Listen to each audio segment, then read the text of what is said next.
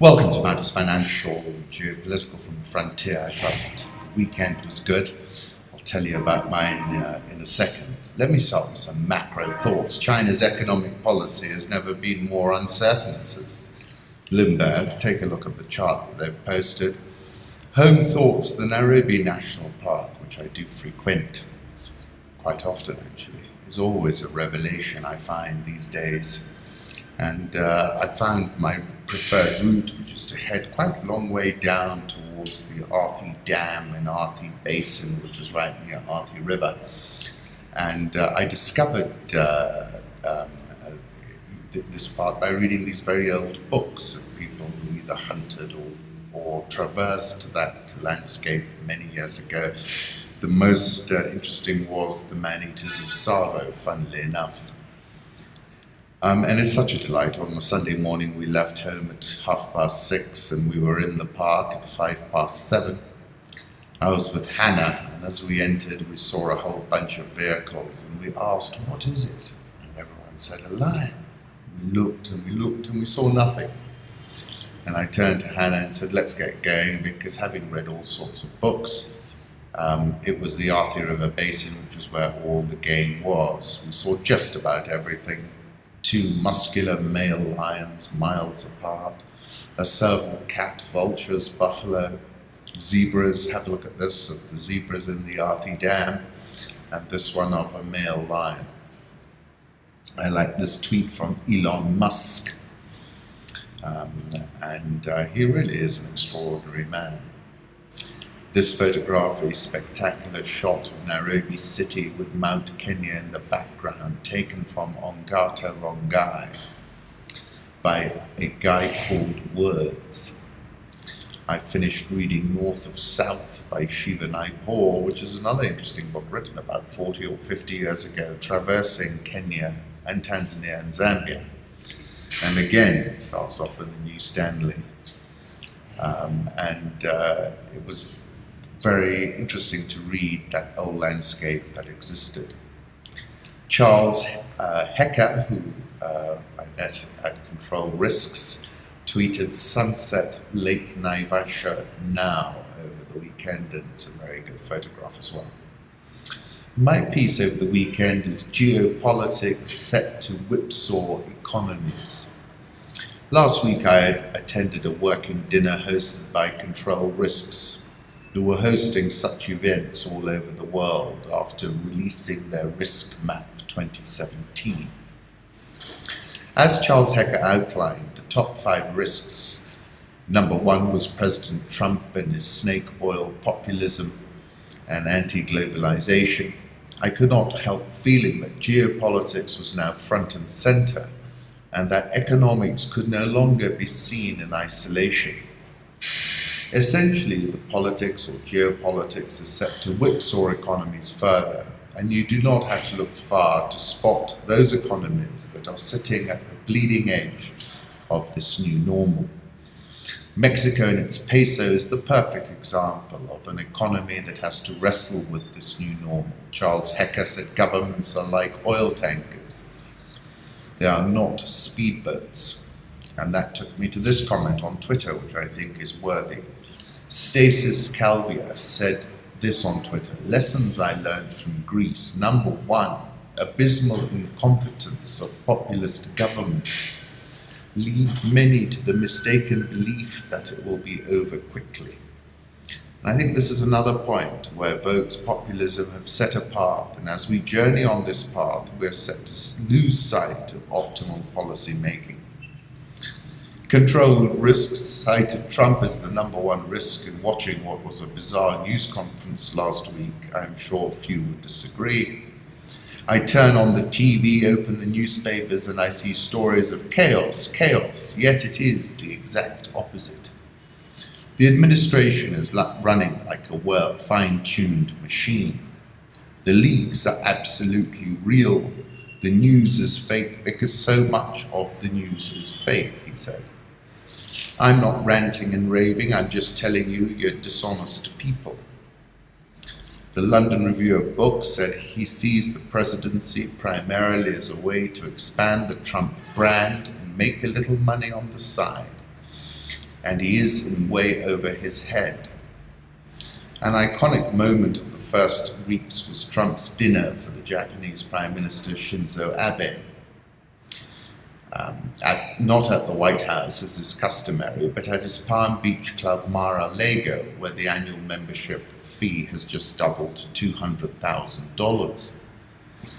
Interrupted by news of a North Korean missile launch, Trump chose to display his presidential power to the wowed and tweeting club regulars by holding an emergency security meeting at the restaurant table. Aides used their cell phones as flashlights to read classified documents while waiters served entrees over the papers. One member even posted a selfie, wow, with, he wrote, Rick, the guy who follows the president with the football, the briefcase carrying the nuclear codes. Luckily, the missile landed harmlessly in the ocean before dessert. It would have been unfortunate to lose Alaska with the baked Alaska. Late in the week, AP reported that the Trump administration was considering mobilizing as many as 100,000 National Guard troops to round up unauthorized immigrants. And there you have another bleeding edge. And remember, Trump never backs down. He is an escalator, which would reverberate all over the world, given how much the world is dependent on remittances sent from the US. Then we learned the extraordinary story of an Indonesian woman arrested on suspicion of the murder of North Korean dictator Kim Jong-un's half-brother Kim Jong-nam in Malaysia, who was told she was taking part in a comedy TV show prank. Indonesia's police chief has claimed Tito Karnavian said Siti Aisyah was paid to take part in a series of pranks that involved convincing men to close their eyes and then spraying them with water. She was reportedly told this was part of filming for a comedy TV show called Just for Laughs. Such an action was done 3 or 4 times, and they were given a few dollars for it. With the last target, Kim Jong-nam, allegedly there were dangerous materials in the sprayer. I also watched President Zuma's annual address to Parliament, which, notwithstanding its off-the-charts militarization, with heavy-duty security around Parliament, including hundreds of armed soldiers, descended into chaos. Julius Malema, the EFF leader, called Mr. Zuma an incorrigible man, rotten to the core, before his eviction. The rand has been on a tear in 2017 and has rallied about 5.5% as investors factored in a tapering of the Zuma carte blanche. Now the question is, will President Zuma go quietly, or are things about to get messy? With the rumours swirling that he's going to try and prize Pravin Gordhan out of his seat at the Treasury. The South African rand needs close watching, and again we see the political and economic intersection in play. Charles of Control Risks made the point that China will weaponize its regulatory framework to disadvantage international firms. And you have to admit that so far only President Xi has managed to effect a takedown of President Trump when China refers. The week, however, ended on a high with the inauguration of President Adama Barrow in the Gambia.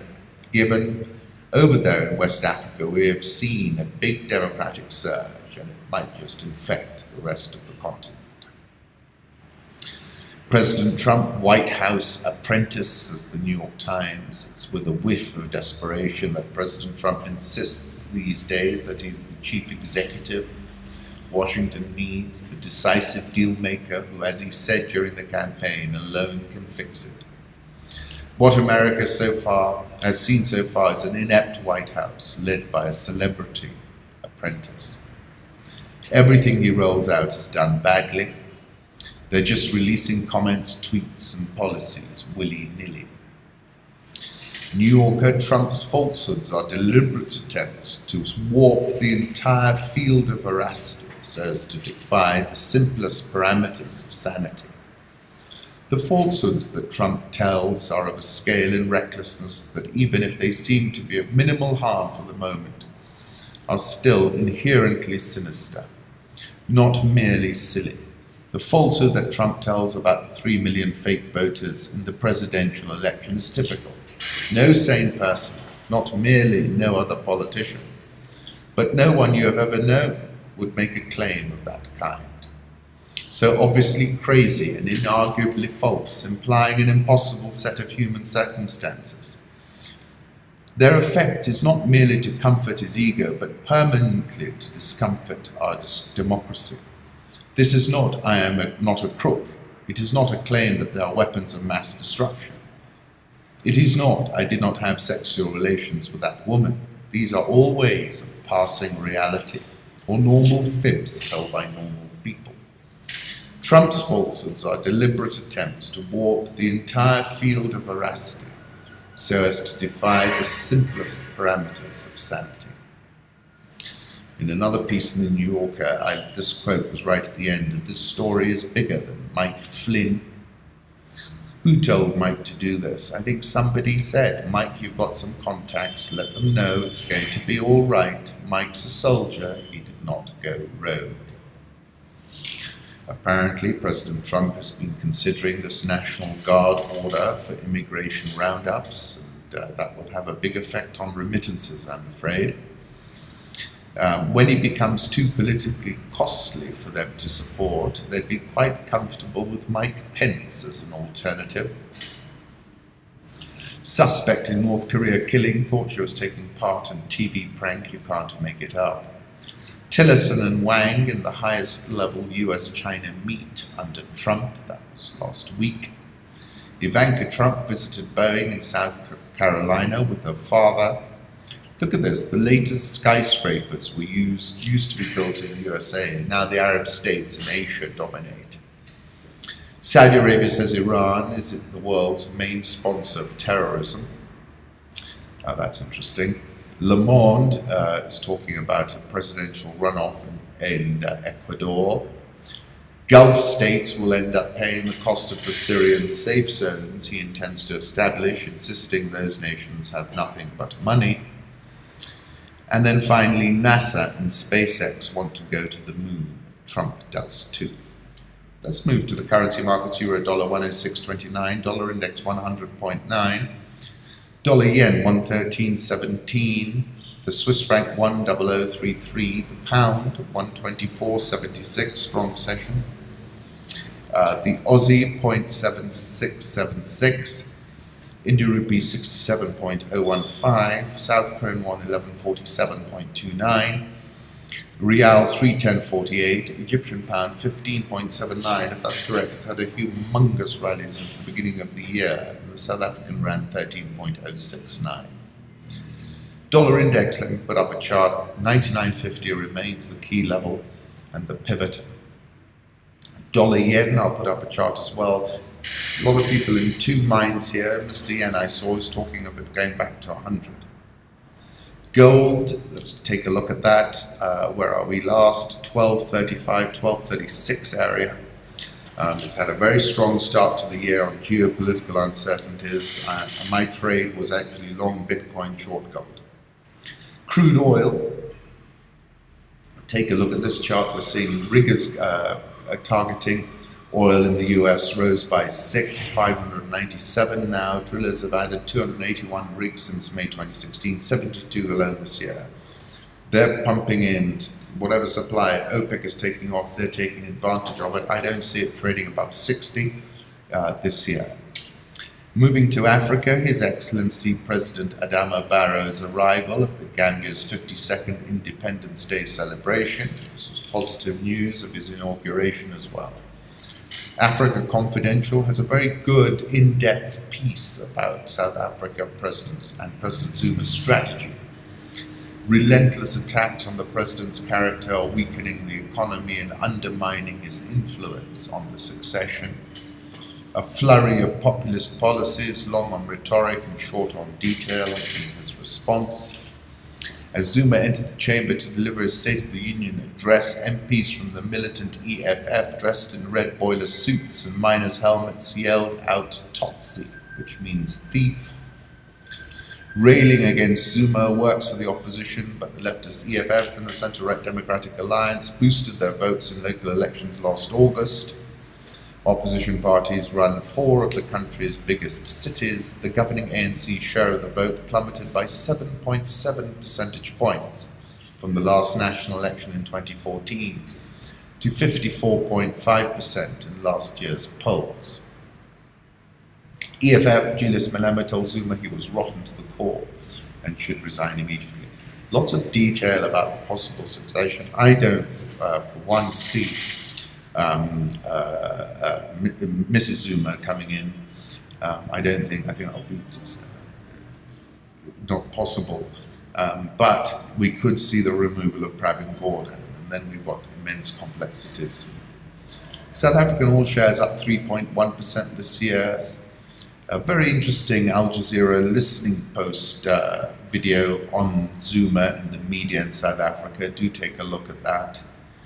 Dollar versus Rand, last time I checked, 13.0788. I think you need to take some profit here. We've had a strong start to the Rand. We're now running into a possible silly season. President Mugabe could contest election as a corpse, says his wife. If God decides to take him, then we would rather field him as a corpse, she told thousands of supporters at a rally in Buhera, eastern Zimbabwe. Put up a photograph that Hamza_Africa posted. Egyptian pound, take a look at this 3-month chart. What a rebound. President Buhari caged by cabal as doctors ask him to shelve work. This is a headline in the Sahara Reporters. On Friday, the Naira hit a new low of 5.16 to the dollar on the unofficial market. The Nigeria all shares down 6.36% this year. The Ghana Stock Exchange Composite Index is up 7.13% this year. Tom Astro, beautiful and massive cloud formations over East Africa. After airports, clouds are probably my other obsession. We've had some rain, much needed. IMF to help Somalia print first banknotes in a quarter of a century. About 98% of the currency circulating in the country is fake. TM said in an interview in Nairobi. The remaining 2% is currency printed during 1990 to 1991, still circulating but in very bad shape. Uhuru Kenyatta welcomed President Sisi to Nairobi yesterday, and that's an interesting development in a geopolitical context. Egypt is reaching out, the Gulf countries have been reaching out, particularly into Eritrea, Somalia. We're seeing a pretty fluid environment in the African high-level geopolitical space. Kenya shilling 103.515, Nairobi all share down 6.31% this year. Had a good rebound in February, but came off on Friday. NSE 20s down 7.45% this year. Check into any listed share via the link which is on Rich Wrap-Ups and on the front page. Unga announces the closure of bakeries in a bid to cut operating costs. If you want to look into Unga's share price data, it trades on a trailing P of 7. And I therefore complete my podcast today and wish you all a wonderful week.